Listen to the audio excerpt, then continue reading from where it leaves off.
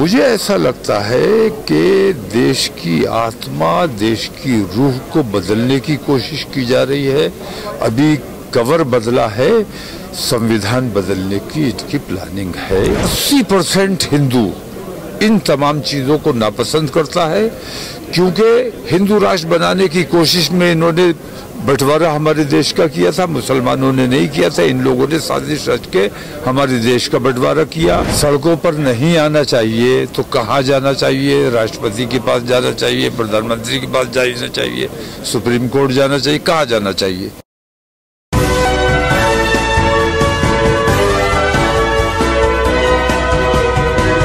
हजरत मौलाना तौक़ीर रज़ा खान साहब हमारे साथ मौजूद हैं, जो लगातार मीटिंगों का हिस्सा भी रहे हैं। हजरत, संविधान के लिए तमाम लोग इकट्ठा मीटिंग कर रहे हैं, किस तरीके से देख रहे हैं, क्या नतीजे निकल पाएंगे असल में?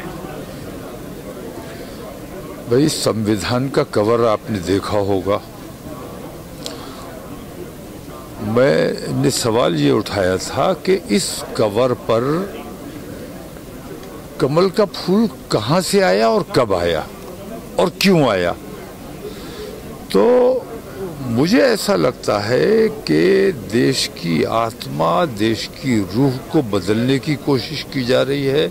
अभी कवर बदला है, संविधान बदलने की इसकी प्लानिंग है और उसे किसी भी कीमत पर बदलने नहीं दिया जाएगा।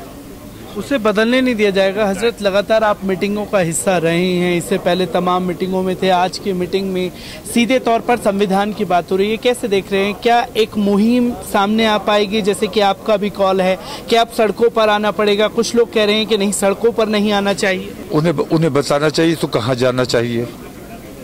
सड़कों पर नहीं आना चाहिए तो कहाँ जाना चाहिए? राष्ट्रपति के पास जाना चाहिए, प्रधानमंत्री के पास जाना चाहिए, सुप्रीम कोर्ट जाना चाहिए, कहाँ जाना चाहिए? कहाँ से आपको इंसाफ मिलने की उम्मीद है?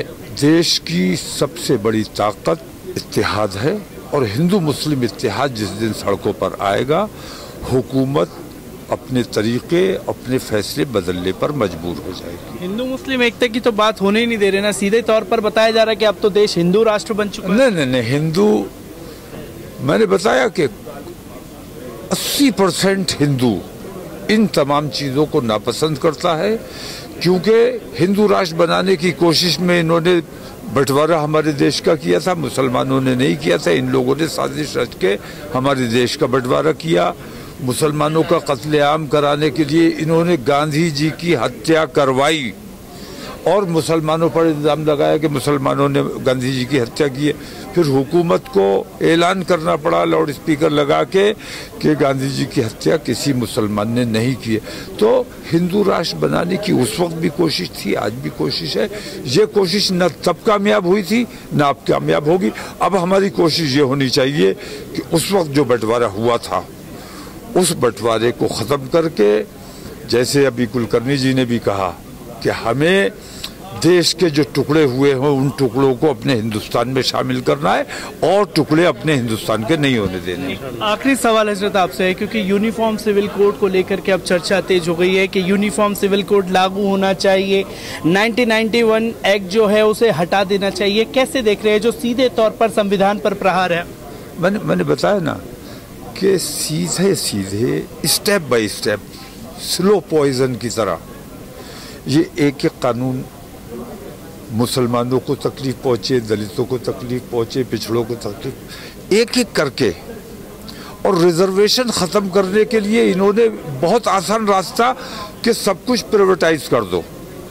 सब कुछ जब बेच डाला जाएगा तो फिर रिजर्वेशन, तो ये जो कॉमन सिविल कोड की बात है, ये संविधान को बदलने की कोशिश है। इस कोशिश को नाकाम किया जाए। देश के प्रधानमंत्री भी लगातार खामोश हैं इस पर।